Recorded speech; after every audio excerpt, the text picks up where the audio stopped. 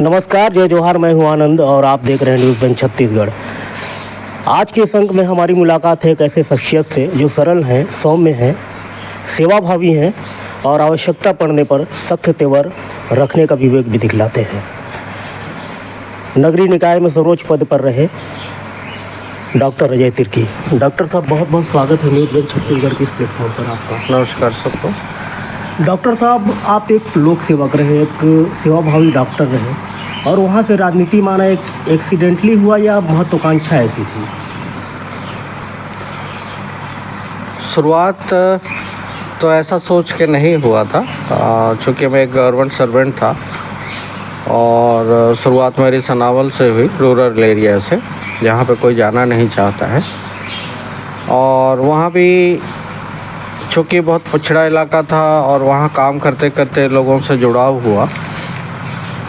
फिर मैं रामानुजगंज जब वीएमओ आया तो वहाँ पे भी ऐसी कोई बात नहीं रही, लेकिन उस समय के कठिन परिस्थितियों में काम करते करते सबसे जुड़ाव हुआ और लोगों का ही मन था या इच्छा कहें कि उन्होंने कहा कि आपको पॉलिटिकल लाइन में आना चाहिए। तो उसी समय से हम लोग के द्वारा कोशिश किया गया, मेरे द्वारा, लेकिन चूँकि काफ़ी जूनियर थे और तुरंत कहीं भी कोई रास्ता नहीं बन पाता है, तो मुझे 10 साल वेट करना पड़ा। फिर मैं यहाँ जिला चिकित्सालय आके अपनी सेवाएं दे रहा था और उसी बीच में महाराज साहब के द्वारा मुझे बोला गया कि आपको मेयरशिप में चुनाव लड़ने के लिए आना है। और इस तरीके से महाराज साहब के माध्यम से मेरी राजनीतिक शुरुआत हुई, कहा जाए।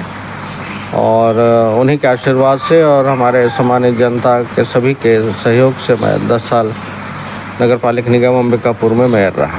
जी डॉक्टर साहब, ये कहा जाता है कि सरल व्यक्तित्व और लोक सेवक दोनों राजनीति में उपयोग होने के लिए ही प्रयोग किए जाते हैं, ऐसा इतिहास में देखने को मिलता है। कैसे 10 साल आप हैंडल किए? कितना मुश्किल रहा आपको ये जिम्मेदारियों का निर्वहन करना? चूँकि मैं एक चिकित्सक हूँ और गवर्नमेंट सर्वेंट था, काम करने का तरीका दोनों जगह का बहुत डिफरेंस था। कि हम कोई फ्रैक्चर आ रहा है और तुरंत हम उसको दवाइयाँ लगा रहे हैं, प्लास्टर लगा रहे हैं, उतने में उसको तुरंत रिलीफ मिल जाता है, एक शुरुआत का रिलीफ मिल जाता है और ऑपरेशन तो सेकेंडरी चीज़ है। लेकिन नगर निगम में आने के बाद में प्रक्रियाएं इतनी लंबी थी कि वो चीज़ मुझे टीज़ करती थी कि आप मीटिंग में प्रपोजल करिए, फिर एस्टिमेट करिए, फिर शासन को भेजिए, फिर सैंक्शन होके आएगा। इतनी लंबी प्रक्रिया है कि कभी कभी मन छोटा होता था कि हम जल्दी काम नहीं करा पा रहे हैं, क्योंकि आपके पास तो 5 साल ही है काम करने के लिए। तो उस समय सीमा में और 48 वार्ड अब शहर बहुत बड़ा हो गया और बहुत सारे नई बसाहट हो गए जहाँ पे काम करने की ज़रूरत है। और नेक्स्ट 5 इयर्स में और नई बसाहट हो जाती है, वो एक अलग चैलेंज रहता है। तो इस तरीके से सभी का सामंजस्य, एक तो एडमिनिस्ट्रेशन का जो एक्सपीरियंस था वो भी काम आया। हमारे सीनियर मेंबर निगम में थे, महाराज साहब का मार्गदर्शन हमेशा रहा। तो इस तरीके से सभी चीज़ों को मिला के हम लोगों ने निगम बहुत अच्छे से चलाया और सभी सम्मानित नागरिकों के माध्यम से हमने खुशी होती है कि हमने अंबिकापुर को स्वच्छता में लगातार अपने रहते नंबर 1 पे रखा। जी, आप 10 साल अंबिकापुर शहर के नगरीय विकास के अभिभावक रहे डॉक्टर साहब। जैन जी की खूब चर्चा है आज के समय में। ऐसी कौन सी 5 उपलब्धियां हैं जिन्हें डॉक्टर साहब आप बताना चाहेंगे कि 10 साल के कार्यकाल में आपने उसे अचीव किया है? जैन जी से जानना चाहें तो। देखा जाए तो पहले की स्थिति, चूँकि छोटा शहर है और कहीं पे भी जाइएगा तो अंबिकापुर बोलने से लोग बोलते थे कि कहाँ पे है, फिर हमें छत्तीसगढ़ बताना पड़ता था, फिर वहाँ पे है, ऐसा करके। लेकिन जब से स्वच्छ भारत मिशन में और सॉलिड वेस्ट मैनेजमेंट में हम लोगों ने काम किया, सबने मिल के, सभी साथियों ने, सभी सम्मानित नागरिकों ने, तो अंबिकापुर लोग जानने लगे, अरे वही अंबिकापुर जो सॉलिड वेस्ट मैनेजमेंट का शुरुआत किया है और जो हमेशा नंबर 1 रहता है। और वहाँ पे जाइए तो लगता है कि हाँ, शहर साफ़ सुथरा है। दूसरी चीज़ की पानी की जो व्यवस्था थी, चूँकि पॉपुलेशन बढ़ा बाकी की व्यवस्था उतनी पूरी नहीं हो पाती पॉपुलेशन के हिसाब से। तो स्वच्छता में अव्वल रहने के कारण हमें बहुत जल्दी अमृत मिशन का जो प्रोजेक्ट था, मैं पहली बार ही माननीय मुख्यमंत्री उस समय हमारे रमन सिंह जी थे, प्रपोजल किया था और तुरंत ही हमें सैंक्शन हो गया था। तो काम करने से कहीं ना कहीं रास्ता बनता है और ऊपर भी लोग सोचते हैं कि नहीं अच्छा काम कर रहे हैं, इनको अच्छा प्रोजेक्ट देना चाहिए। तो अमृत मिशन आने से कई टेक्निकल प्रॉब्लम्स रहते हैं, कुछ कमियां रहती हैं, लेकिन उसके आने से हमारा जो 35 तक का जो पॉपुलेशन टारगेटेड है तब तक के लिए पानी की व्यवस्था में कहीं कमी नहीं होनी चाहिए। हमने खेल के लिए, युवाओं के लिए बढ़ावा देने के लिए हम लोगों ने इंडोर स्टेडियम किया। आज देखिएगा हमारा जो मेन गांधी स्टेडियम है अपग्रेड हो गया है, टेंसाइल फैब्रिकेशन है, अपना लाइट है, हाई मास्क लाइट लगे हुए हैं जो कि अच्छे अच्छे शहरों में नहीं होते हैं। और आज देखिएगा तो कभी भी मैदान आपको खाली नहीं मिलेगा, हमेशा उसका उपयोग हमारे युवा कर रहे हैं। बास्केटबॉल का ग्राउंड अपग्रेड हुआ, वहाँ से बच्चे इंटरनेशनल लेवल पे जा रहे हैं। बैडमिंटन के लिए लोग इंटरनेशनल पे हमारे बच्चे जा रहे हैं। तो ये सब हमारी उपलब्धियाँ जो हम लोगों ने किया। आप देखिएगा कि मंडी जो शहर के बीच में है, जिसके कारण वहाँ के स्थायी लोग को घर छोड़ के जाना पड़ा, तो बहुत तकलीफ़ होता था। तो हम लोगों ने उसका प्लानिंग करके सुभाष नगर में अपना मंडी बनाया है, वो भी बहुत जल्दी ही चालू हो जाएगा, मुझे उम्मीद है। तो वो जो ट्रैफिक का प्रॉब्लम और हल्ला का प्रॉब्लम जो शहर के बीच में होता था, वो भी समस्या दूर होगी। डॉक्टर साहब, आपने पिछला विधानसभा चुनाव भी लड़ा, बाकी जो है वो अतीत है। इंट्रोस्पेक्ट तो किया हो गया, क्या ऐसी बातें थी जिनमें और बेहतर किया जा सकता था? देखिए, वहाँ पे परिस्थितियाँ बहुत सारी चीज़ें हुई। मुझे ये बात बोलने में भी गुरेज नहीं है कि हमारे पहले तो हम अपना मैक्सिमम परिश्रम किए, लेकिन तनाव के बीच में टिकट जो पार्टी स्तर पे जो समय मिलना चाहिए था, मुझे लगता है उसमें थोड़े से 20 दिन में ही हमें सब चीज़ करना पड़ा। क्योंकि जब तक पुराने जो विधायक थे कांग्रेस के, चूँकि चेंज हुआ तो एक उसमें मन में नाराज़गी रहती ही है, तो उनके द्वारा भी सहयोग नहीं मिला। सहयोग क्या मिला ही नहीं, और उन्होंने बीजेपी को सीधा सीधा सहयोग किया, उनके साथ मिल के उन्होंने उनका प्रचार किया।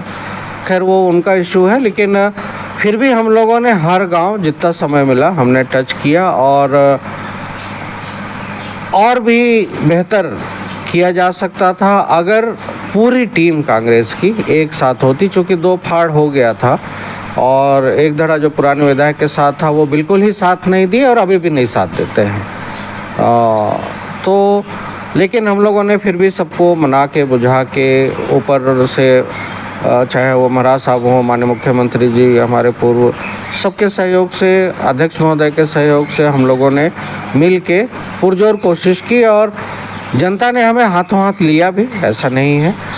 70,000 वोट जो पिछले सारे विधानसभा के जीते हुए कैंडिडेट से ज़्यादा वोट हैं, तो लोगों का प्रेम और लगाव अभी भी है और हम लोग का एक दूसरे से जुड़ाव बना रहेगा, मुझे उम्मीद है। जी डॉक्टर साहब, निगम में सत्ता परिवर्तन होता है, उसके बाद निगम के पास ये बाबा कार्तिक उरांव चौक की स्थापना की जाती है और जिस कक्ष में आप बैठते थे उसका शुद्धिकरण किया जाता है। इन दोनों को आप किस तरीके से देखते हैं? क्या इन दोनों का आप अलग अलग जवाब देना चाहेंगे? देखिए, ये सब चीज़ें चूँकि कम्युनिटी यहाँ पे है ही है और उनकी इच्छा थी कि माननीय कार्तिक उरांव जी का चौक बनना चाहिए। प्रस्ताव आपके कार्यकाल में आया था डॉक्टर साहब? प्रस्ताव उस समय आया था, माननीय मुख्यमंत्री जी के पास भी गया था और चूँकि एक बड़ी कम्युनिटी है तो उनकी इच्छा थी। दूसरी बात रही शुद्धिकरण की, ये मुझे समझ से परे है। एक सर्वोच्च निगम के सर्वोच्च कुर्सी पे बैठे हुए व्यक्ति सभी व्यक्ति के लिए एक समान होते हैं और सभी समाज के लिए उनको एक समान व्यवहार रखना चाहिए। और मुझे अफसोस है कि ऐसे मानसिकता के व्यक्ति को वहाँ कुर्सी पे बैठाया गया है ये सब चीज़ें बिल्कुल जो भाजपा का जो काम करने की प्रक्रिया है, आपस में फूट डालो, एक दूसरे समाज को विभाजित करो और शासन करो, वो साफ साफ प्रदर्शित होता है। और हम लोग जब थे सत्ता में, जब हम नगर निगम में रहे, कोई भी व्यक्ति किसी भी समय आके अपनी समस्या बेधड़क हमसे बोलता था। ये हम लोगों ने किया था। इतनी सहजता थी कि लोगों को मिलने में या बात करने में, अपनी समस्या बोलने में कोई घबराहट नहीं होता था। डॉक्टर साहब, रिसेंट पास्ट में एक शब्द काफ़ी चर्चित रहा, खासकर अंबिकापुर क्षेत्र में, भूमाफिया। भूमाफिया कौन है डॉक्टर साहब? हाल मास का कोई सिंगल व्यक्ति है, प्रॉफिट के लिए पंजीकृत, गैर पंजीकृत कोई गिरोह है जो जनता और समाज के हक पर डाका डालता है? भूमाफिया कौन है डॉक्टर साहब, किस तरीके से देखते हैं? सीधे सीधे भूमाफिया कहा जाए कि जो ब्रोकर हैं, कि एक आदिवासी के ज़मीन को या किसी के ज़मीन को अपने कब्जे में लेके वो अपना प्रॉफिट लेके सेल कर रहे हैं, और जो ओरिजिनल हकदार है उसको कितना मिला नहीं मिला, उनसे क्या बात हुई, उन सब बातों का कोई पता नहीं है। और इस बात के लिए हम लोगों ने सामान्य सभा में भी पुरजोर तरीके से, जिस पिछले सरकार में जो आवंटन की प्रक्रिया शुरू हुई थी नजुल भूमि की, उस समय भी इस तरीके के लोग हावी थे और इस चीज़ का हम लोगों ने पुरजोर तरीके से विरोध किया था। ये डॉक्टर साहब, देखा ये जा रहा है कि शासकीय भूमि जो है, जैसे वाटर बॉडी है, उस पर भी अतिक्रमण कर उससे भाटने का काम और उसे मतलब कब्जा करने का काम किया जा रहा है। एक आदमी के लिए कैसे संभव है, जबकि तंत्र इतना सफल है, तंत्र के पास सामर्थ्य है, मैन पावर है? ये कैसे हो सकता है कि बगैर तंत्र के समर्थन के कोई व्यक्ति आकर शासकीय भूमि पर काबिज हो या कब्जा करे? मैं तो सीधा सीधा कहूँगा कि हमारे रहते 10 साल तो किसी ने कोशिश नहीं किया। ऐसी क्या बात हो गई कि सत्ता बदलते ही ये और ज़्यादा सक्रिय हो गए? तो कहीं ना कहीं बाधस्त है। और वीडियो में अगर कोई व्यक्ति खुलेआम गाली गलौज कर रहा है, कोई भी हो, कोई भी व्यक्ति, मैं किसी व्यक्ति विशेष के लिए नहीं कर रहा हूँ, और संवैधानिक व्यवस्था को तोड़ के रख दिया है, तो ऐसी व्यवस्था को सुधारने के लिए ही तो सरकारी तंत्र बैठा है। तो वो क्या कर रहे हैं? या फिर सीधे सीधे मुख्यमंत्री का आदेश है कि हमारे व्यक्ति हैं, उनके ऊपर कार्रवाई नहीं होना चाहिए? मतलब आप मानते हैं कि कहीं ना कहीं पीछे अगर इस अप्रत्यक्ष रूप से उनको इतने खुले तौर पे गुंडागर्दी के बाद में अगर पुलिसिंग और राजस्व विभाग कार्रवाई नहीं कर पा रहा है, तो वो कितने मजबूर हैं ये साबित होता है सीधे सीधे। आज अगर कोई कांग्रेस के व्यक्ति थोड़ा सा किसी को कुछ ऊंची आवाज में बोल दे रहा है तो उसे जेल डाल दे रहे हैं। उस समय कार्रवाई करने के लिए उस समय कोई मनाही नहीं है, या फिर उस समय कोई संवैधानिक व्यवस्था की प्रक्रिया नहीं देखी जाती है। लेकिन कोई व्यक्ति खुलेआम गाली गलौज और प्रशासन को धता बता के वाटर बॉडी को कैप्चर कर रहा है या कोई भी शासकीय भूमि को कैप्चर कर रहा है, उसके ऊपर आप कार्रवाई नहीं कर पा रहे हैं, माने आप मजबूर हैं, कहीं ना कहीं से किसी का बाधस्त है। ये शो होता है सीधा सीधा। डॉक्टर साहब, एक बाउंसर सवाल है आपके लिए, और हो सकता है कि थोड़ा सहज लगे आपको। क्या आप मानते हैं नगर निगम में भ्रष्टाचार है? अगर है तो किस शाखा में सर्वाधिक भ्रष्टाचार है? मैं ऐसा सीधा ब्लेम तो नहीं कर सकता हूँ, लेकिन बड़े दुखद की बात है कि मैं नगर निगम में 10 साल रहा, लेकिन वहाँ की कार्यशैली, अभी के सत्ता में जो काबिज है उनकी कार्यशैली ऐसी हो गई है कि मैं निगम से निकलने के बाद आज तक एक बार भी नगर निगम नहीं गया। ये सीधा सीधा प्रदर्शित करता है कि कहीं ना कहीं काम करने का तरीका गलत है और लोग परेशान हो रहे हैं। और मैंने तो ये भी सुना है कि जैसे ही आप किसी काम के लिए घुसिएगा तो वहाँ पे एजेंट खड़े हुए हैं, अरे भाई आपको क्या काम है, चलिए मैं करा देता हूँ। तो ये क्या शो करता है?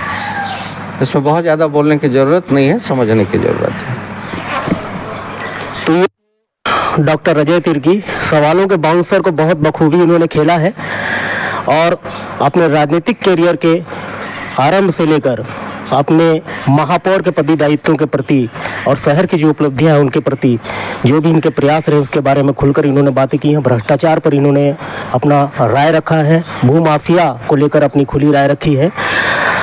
हम होंगे फिर किसी नए शख्सियत के साथ, आपके सवालों के साथ। आप बने रहे न्यूज़ 1 छत्तीसगढ़ के साथ। आपके समय के लिए आभार।